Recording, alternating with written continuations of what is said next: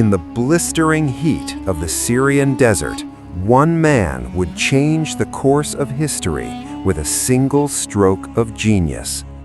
This is the story of the Battle of Yarmouk, where strategy, courage, and destiny collided.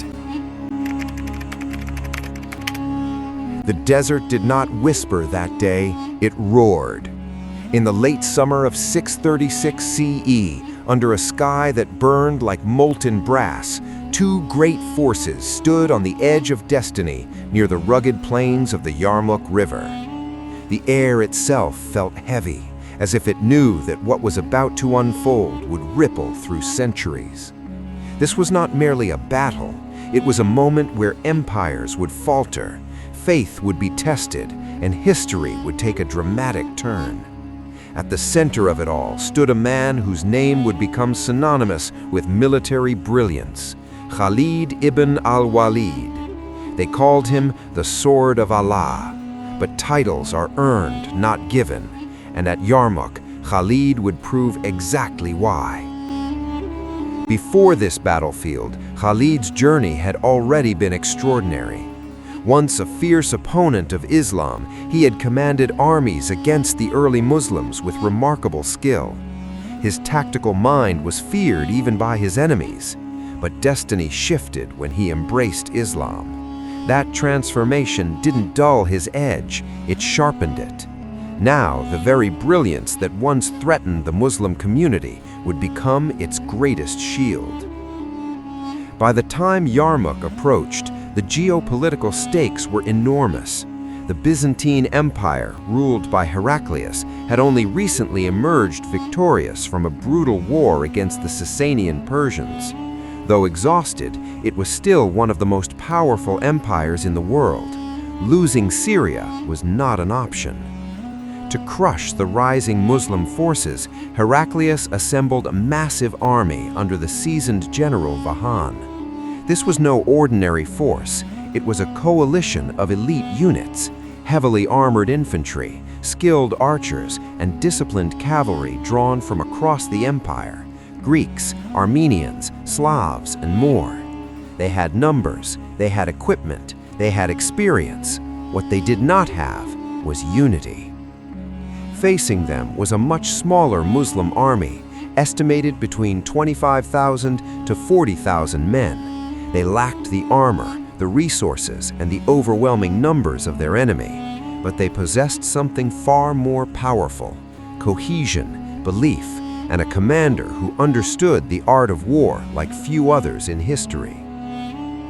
Khalid studied the battlefield with a strategist's eye.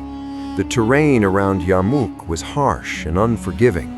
Deep ravines carved by the river created natural traps. To many, this would seem dangerous. To Khalid, it was an advantage. He deliberately positioned his army in a way that limited retreat. There would be no easy escape. This decision was not reckless, it was psychological. Khalid knew that when retreat is impossible, resolve becomes absolute. His men would fight not just to win, but to survive. As dawn broke on the first day of battle, the Byzantine army moved forward like a tidal wave. Their lines stretched far across the horizon, shimmering with armor under the sun. Drums beat, horns echoed.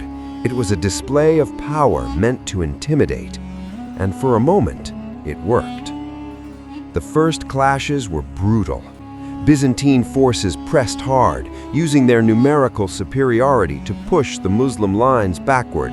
Shields shattered, swords clashed, arrows rained down in deadly arcs. The ground quickly turned into a chaotic storm of dust, sweat, and blood. At several points, the Muslims began to lose ground. Panic flickered. But Khalid was everywhere. Riding across the battlefield with incredible speed, he assessed weaknesses, reinforced collapsing lines, and launched counterattacks with precision timing. His command style was dynamic. Unlike the rigid formations of the Byzantines, he turned his army into a living organism, constantly adapting. One of his most brilliant innovations was the use of a mobile cavalry reserve, a fast, flexible force that could be deployed at critical moments. This cavalry would become the hammer that struck when and where it mattered most. Still, the pressure was immense. On one of the early days, the Byzantine assault nearly broke the Muslim right flank. Soldiers were pushed dangerously close to the edge of the ravines. Fear spread. Some began to fall back toward the camp. Then something remarkable happened. Behind the lines were the families of the soldiers, women who had traveled with the army. As retreating men approached, expecting safety, they were met with fierce resistance. These women refused to let them flee. They shouted, urged them back into battle, and in some accounts even picked up weapons themselves. There would be no retreat. Shame turned into courage, fear turned into fury. The men turned back. Khalid saw this transformation, and he used it. He began reorganizing his lines even more aggressively, dividing his forces into smaller, highly responsive units. Each unit had a specific role. Each movement was calculated. He wasn't just fighting the enemy, he was shaping the battlefield itself. Cracks were beginning to form within the Byzantine ranks. Their army, though massive, was not unified in command. Language barriers, cultural differences, and conflicting leadership styles made coordination difficult. Orders were delayed, misunderstood, or ignored. Units that were supposed to support each other often acted independently. Khalid noticed, and he exploited it mercilessly. Day after day, the battle raged.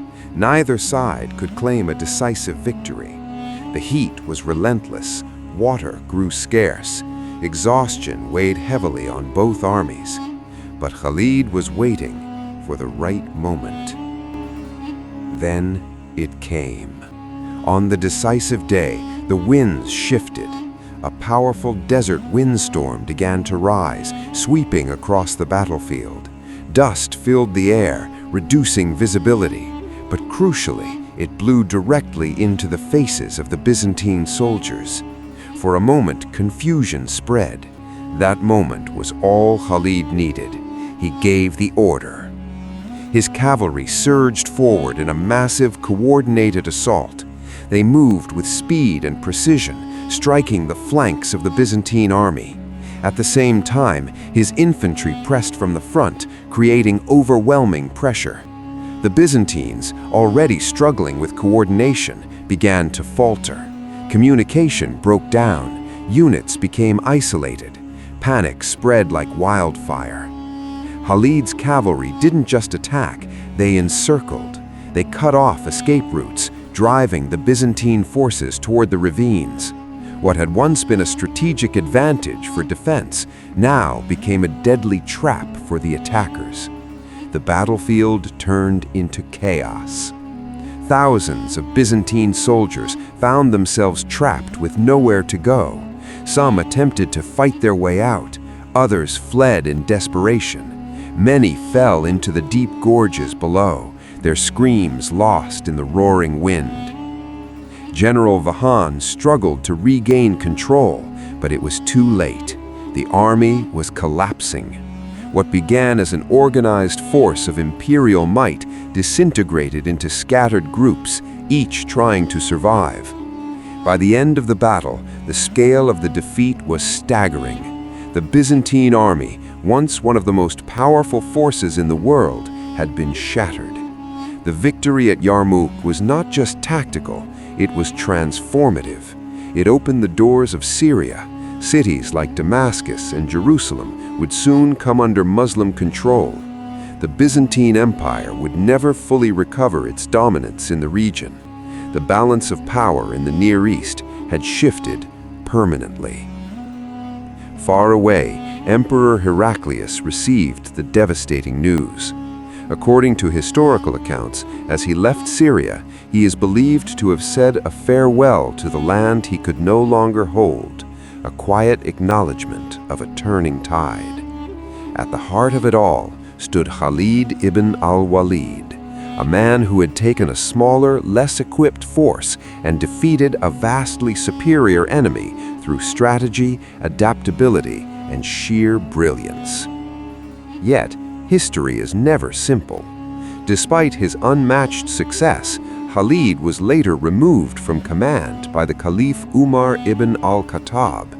It was not due to failure, but caution.